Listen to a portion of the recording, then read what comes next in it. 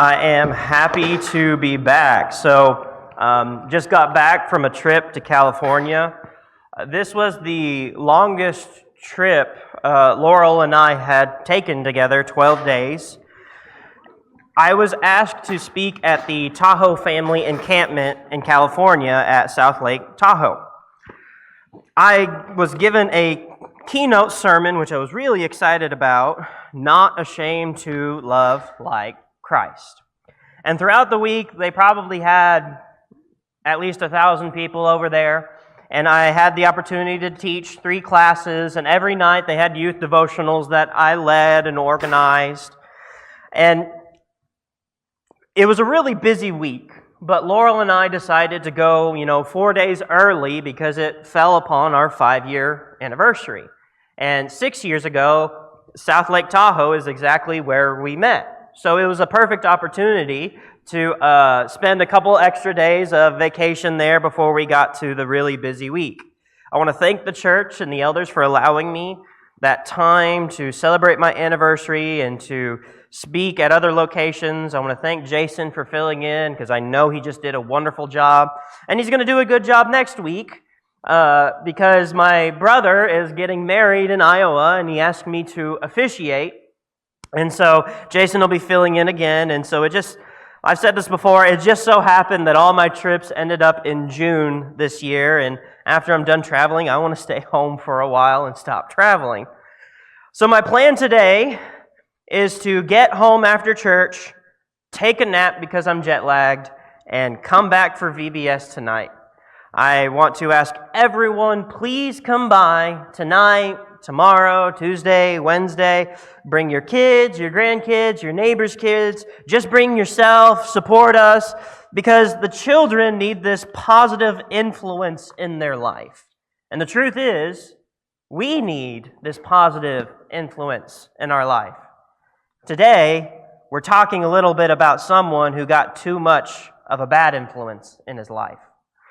You've probably heard of the term the butterfly effect, where a really small cause, a really small thing has a really big effect.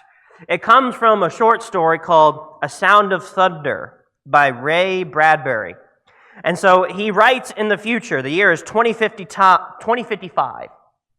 Time travel has become real, and wealthy adventurers travel back in time to hunt extinct species for fun, for vacation, just like dinosaurs. And when they travel in time, they're very careful not to affect the past too much. And they only hunt animals that are just about to die or they have determined would not affect the future at all. They are very careful. They're so careful that they build this path to walk on, and they're only allowed to step on this path. They're very careful that they don't want to affect the future by harming the past. So while hunting dinosaurs, one T-Rex scares one of the hunters enough that he falls off the path onto the grass. His friend shoots that T-Rex, and they finish their trip. They get back to 2055. But when they return, their world is completely different than the one that they had left. They did something to affect their world to such a massive degree. But what? What did they do? The hunter looks at the bottom of his foot, and what does he see? A crushed butterfly. And that's where we get the term, the butterfly effect. Such a small thing affected so much. And in our life, that's how it is. Small choices have big consequences. And as we look at the life of Lot, Genesis likes to focus on Abraham. He's a key part of Genesis. But Lot is kind of this side character that we get to see, a man who's just kind of doing his best. And in his life, small choices, as small as like a crushed butterfly at the bottom of your boot, will have this profound effect upon his life. You see, you start off, Abraham and Lot are together, and as Abraham has been called, Lot is coming with him, but there comes a point whenever it's best for Abraham and Lot to separate. And Abraham and Lot just say, I think it's best that we go our separate ways because we've just gotten too big, right? We have too many shepherds, and our shepherds are kind of arguing with each other. Our flock is too big to share the land. You go one way, I'll go the other. No ill will, just amicably passing away. And Abraham said to Lot, "You pick where you want to go, and I'll go the other way." Abraham gives Lot the choice. Lot looks around. He sees the watered land. I think this is chapter 13. And in the watered land, you'd have more grass. More grass means more sheep, or better fed sheep. And so he picked the land that was best for his welfare, his family's welfare. And Abraham picked the other. But the choice he made came with the price. Lot had to put up with the people in the area, right? Whenever he went to live in this area, people were already there, and so he became their neighbors. And that was the area of Sodom and Gomorrah, where wicked men and there were sinners who committed vile sin before the Lord. And when making his choice, he was considering the well-being of his family, the finances, the wealth. And those aren't necessarily bad things to try to focus on when you're trying to make important decisions. But he didn't factor in the moral of the issue. He didn't factor in the spiritual realities. He would have avoided so much trouble in his life had he just stopped and thought, what choice would be better for me to serve the Lord? Because then you turn the page to Genesis 14. And Lot is just trapped in this war, right? The people that he's living with, they go to war. And guess what? When you're in the middle of that land, guess what? You're going to war too, or at least they're coming to war to you. And so there's this big war between a bunch of kings, and he gets taken off because he lost in a battle, and now he is a slave. But luckily, his uncle Abraham comes about and defeats all the enemies and saves Lot. Phew, okay. Well, you keep turning the pages, you get to Genesis 18.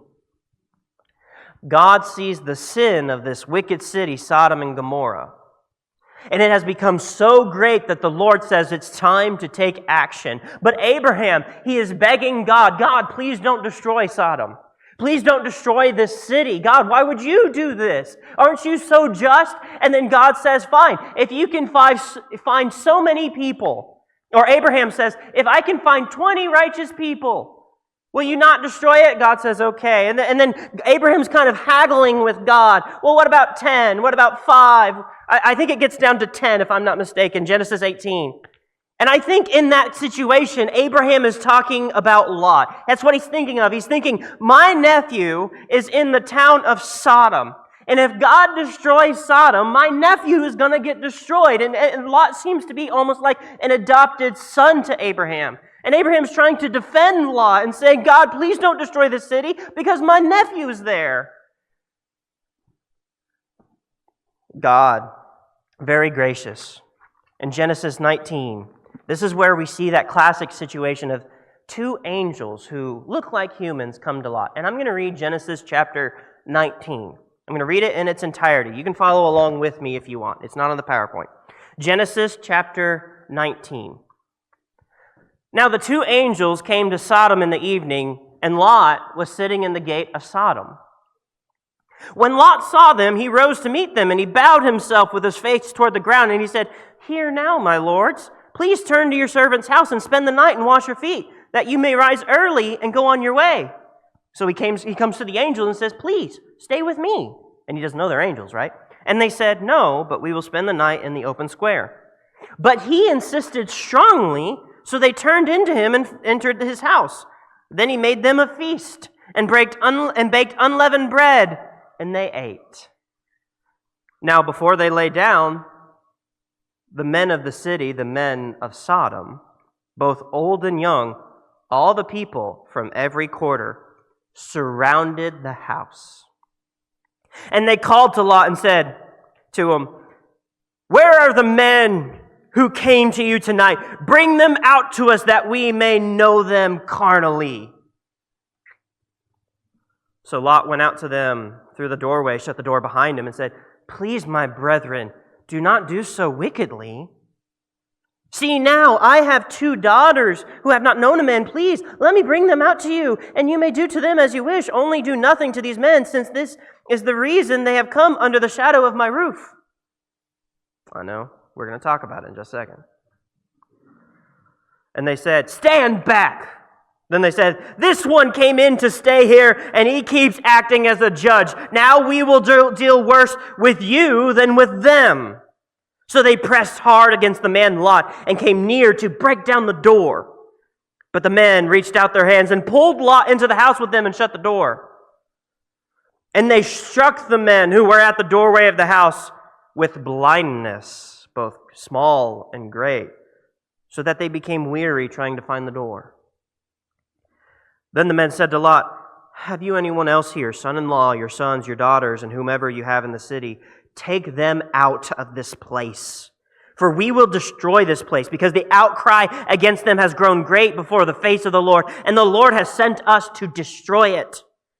So Lot went out and spoke to his sons-in-law who had married his daughters and said, "Get up, get out of this place, for the Lord will destroy this city." But to his sons-in-law he seemed to be joking. When the morning dawned, the angels urged Lot to hurry, saying, "Arise, take your wife and your 2 daughters who are here, lest you be consumed in the punishment of the city." And while he lingered, the men took hold of his hands, his wife's hands, and the hands of his 2 daughters, and the Lord, being merciful to him, and they brought him out and set him outside the city.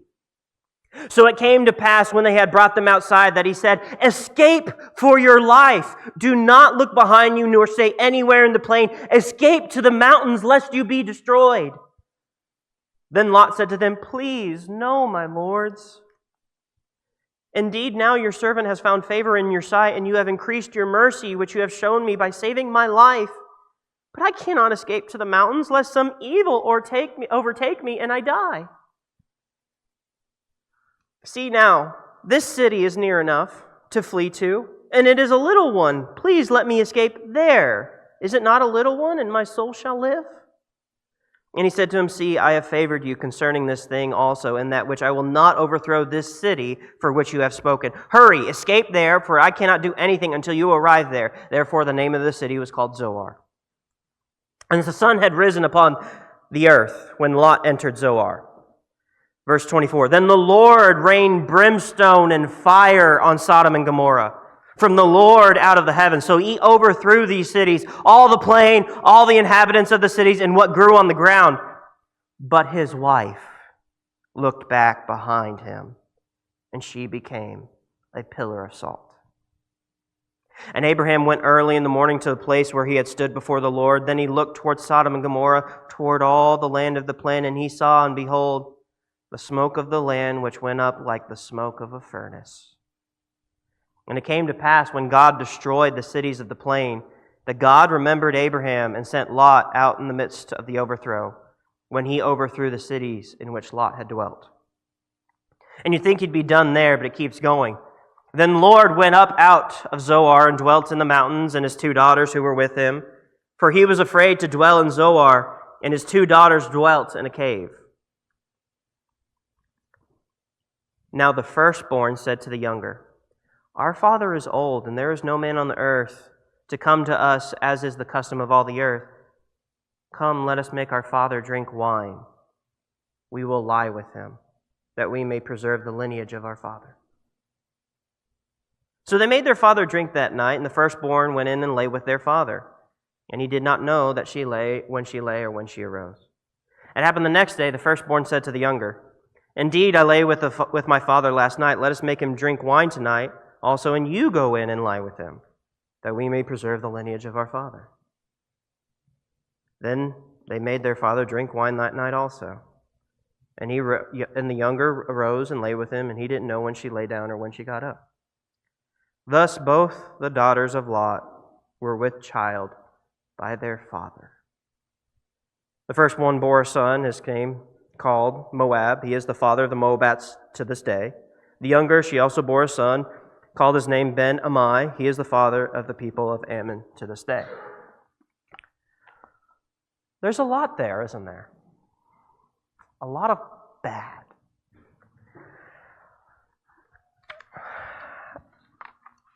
I wanted to read that because I want us to see how bad it got.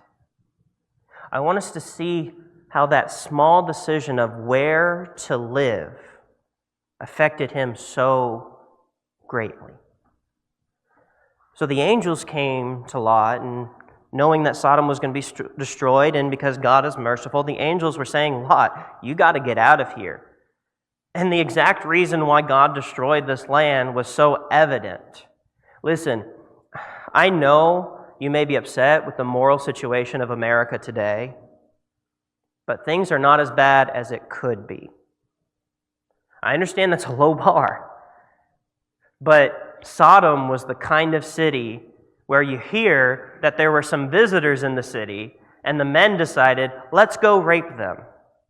That's pretty bad. And because of the extreme wickedness of that city, God said, no. I've been patient enough. But Lot, in the middle of this story, God was willing to rescue him.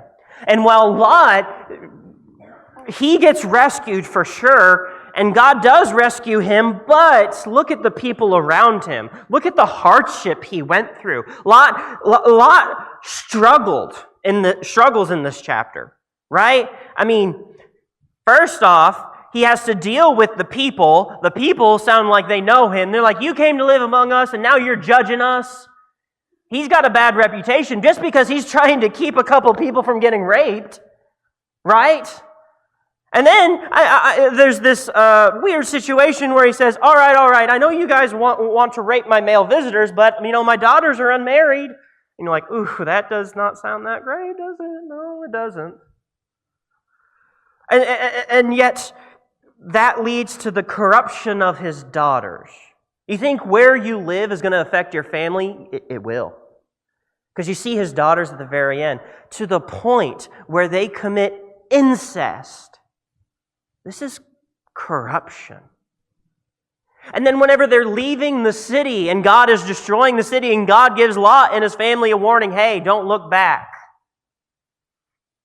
And Lot's wife, whether really physically she looks back or rather metaphorically, she disobeys God and Lot loses his wife. Small decisions. Who influences you in your life? Lot thought he could handle the influence of Sodom. And you know what? Maybe Lot did handle it fairly well. I feel like he got corrupted too, but I'll tell you this, his daughters and his wife definitely got corrupted. And sometimes we get to in this mindset of thinking that we can entertain things in our lives and not be affected by them. That's false. Even if you don't see the corruption in your life, even if the corruption is very small, it's affecting you.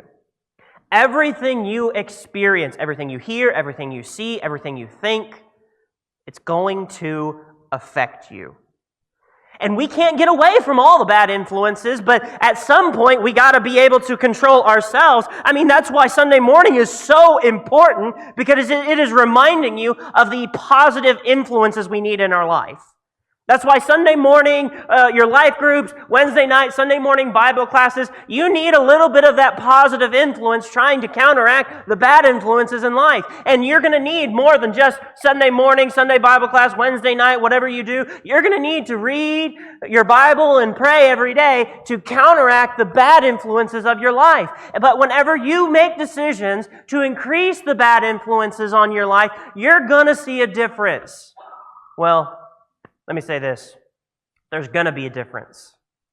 I hope you're going to see it. Because by the time you see it, it may have been so much more than you thought. These small decisions in our life, where if Lot hadn't decided to live among Sodom, he wouldn't have been a prisoner of war. He wouldn't have had to deal with the aggressive immorality of the people. He wouldn't have had to flee from his home. He wouldn't have lost his wife. He wouldn't have lost the purity of his daughters. But he made this decision because he was focused on the money. He was focused on his welfare. And I'm not saying that that's not something to consider, but I'm saying sometimes it is better to choose the spiritual, what is best for your spirit, what is best for your soul, what is best for your faith, over what's best for your pocket. We need to avoid situations like this. Learn from Lot and realize bad company ruins good morals.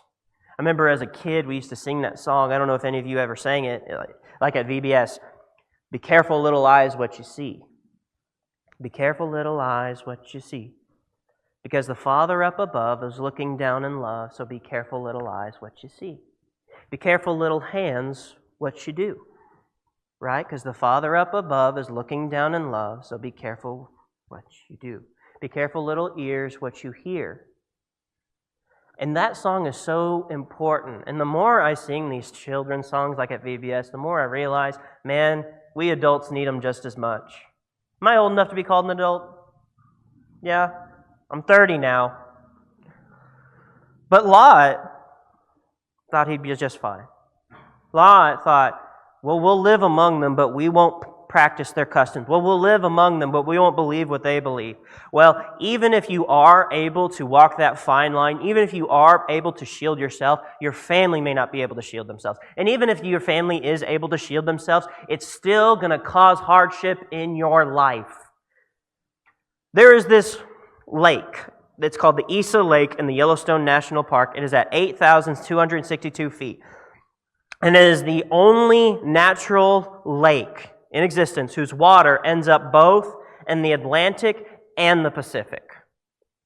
And just the basic choice of whether it's going, a single raindrop that falls could end up in the Pacific or the Atlantic. And there is even a building around there whose roof decides Atlantic or Pacific. If a single raindrop lands on one side, it'll end up on the Pacific. If it lands on the other side, it'll end up in the Atlantic. That small decision, that small choice takes you either way. A 2,600-mile difference. Abraham said to Lot, look, right or left? The wrong choice had horrible consequences. See, we need to live godly among the ungodly. See, Lot had a choice, but honestly, sometimes we just don't get a choice. Sometimes we don't get a choice to who we're around most of the time. I mean, when you need a job, you need a job. I get that. But sometimes it's worth it taking a cut in pay to put yourself in a situation where you're a better Christian. Sometimes it's better to live wherever if it means helping your family be more faithful to the Lord. But even then, sometimes we just don't get a choice. Sometimes we have to be around the world, and that's just how it goes. But in those situations, we need to take this lesson from Lot. We can't just hide in the mountains and avoid all non-Christians. Paul even said not to do that. Well, what do you do? See, 2 Peter speaks about Lot. We read Genesis 19, and there were a lot of problems in there. But 2 Peter chapter 2, Peter is talking about how God will punish the wicked. God will punish the false prophets. God will punish those who live their lives in sin. And he brings up Lot. And I want to notice what he says about Lot. It says, turning the cities of Sodom and Gomorrah into ashes, condemned the wicked to destruction, making them an example to those who afterward live ungodly. But God delivered righteous Lot, who was oppressed by the filthy conduct of the wicked. For that righteous man, dwelling among them, tormented his righteous soul from day to day by seeing and hearing their lawless deeds. Then the Lord knows how to deliver the godly out of temptations, and to reserve the unjust under punishment for the day of destruction, and especially those who walk according to the flesh in the lust of uncleanness and despise authority. When you read Genesis 19 and you see Lot, the word that you might use to describe him probably wouldn't be righteous, because he's got a lot of problems, right? This is the guy who said, hey, I know you want to rape these men, but my daughters, they're unmarried. Like, what? And I think there might be a little bit of a cultural barrier here, because in these days, how you treated visitors was perhaps one of the most important things to your character. How you treated people coming into town. And even in the Near East today, hospitality is a huge virtue, whereas in America, hospitality has kind of gone by the wayside. So when these angels walked into the city of Sodom, Lot was sitting at the gate. Why was he sitting at the gate? And then Lot came up to the angels and said, "Hey, stay with me." And the angels were like, "No, that's fine. We'll sleep in the open square." And he's like, "No. You're going to stay with me." Why did he do that? I can't help but think that Lot knew what was going to happen.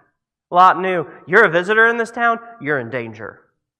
And so Lot was trying to help these visitors, trying to take care of them.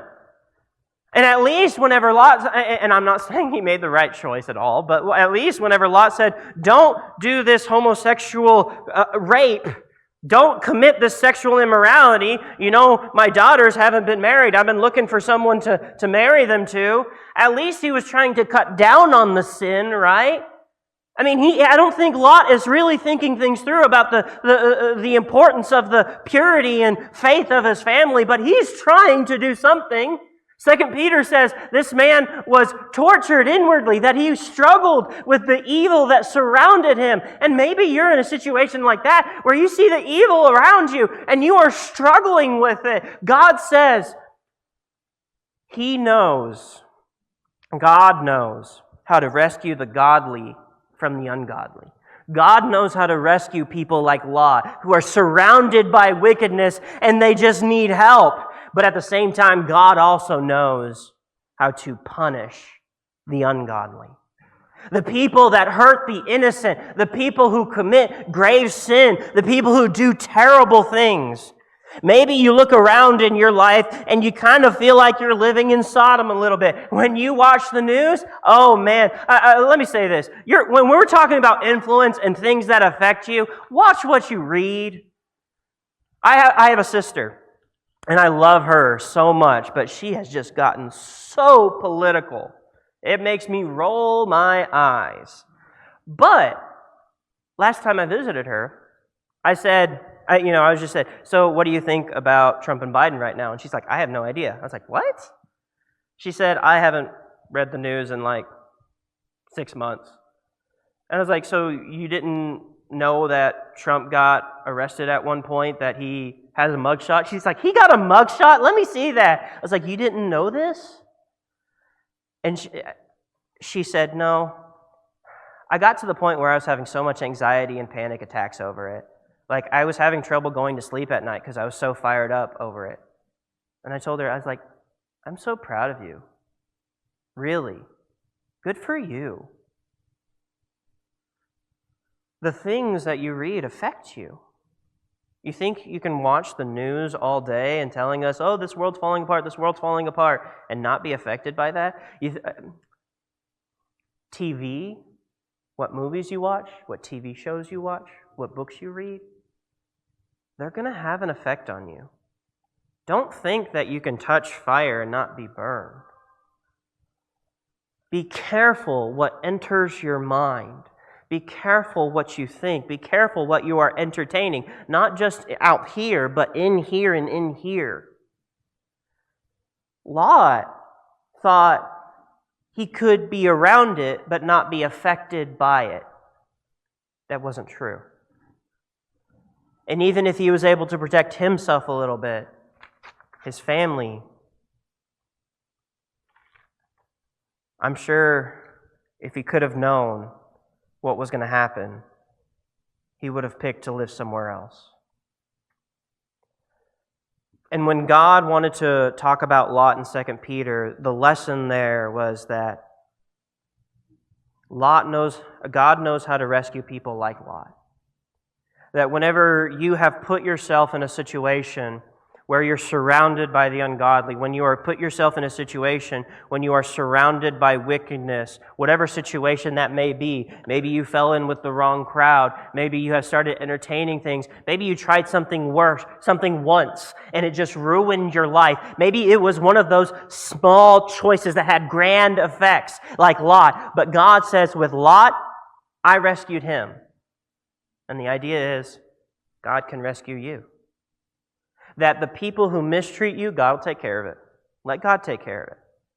But whenever you're in your troubles, whenever you feel like you are surrounded and in a situation where people are going to mistreat you, whenever you are in a situation where it feels like there is no hope, God is your hope. He can rescue you. If God can destroy Sodom and yet still bring Lot out of it, He can take care of whatever situation you're in.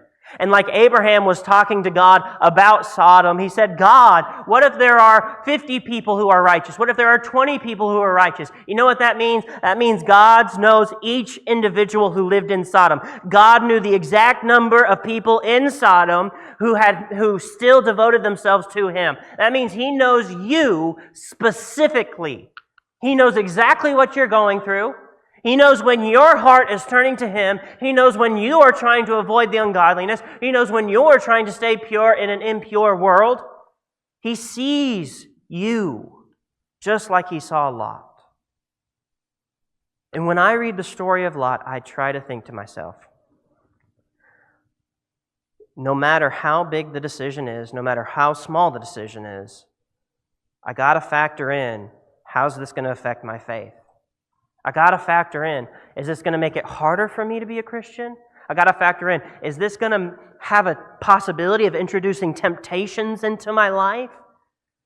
Because I want as little temptation in my life as I can avoid. I can't get rid of them all, but at least I can try to shield myself a little bit, and I don't care if people call me sheltered. Listen, you call me sheltered all you want, but it's voluntary, and I understand how terrible sin is. Lot. One small decision. One decision where he wasn't even thinking, oh, I don't mind being around bad influences. Well,